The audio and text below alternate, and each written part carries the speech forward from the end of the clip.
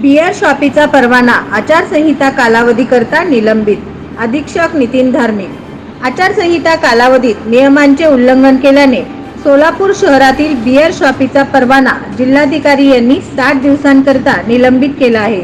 सविस्तर वृत्त असे की लोकसभा निवडणूक 2024 ची आचारसंहिता लागू झाल्यापासून राज्य उत्पादन शुल्क विभागाकडून अवैध दारू विरुद्ध कारवाई करण्यासोबतच मद्य विक्री दुकानांची तपासणी करण्यात येत आहे.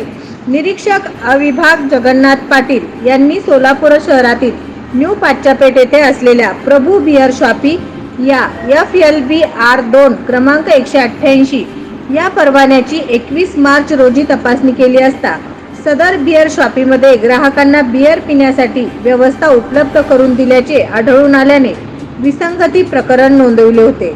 सदर विसंगती प्रकरणात जिल्हाधिकारी कुमार आशीर्वाद प्रभू बियर शॉपीचा परवाना 60 दिवसांच्या कालावधीसाठी निलंबित केला आहे.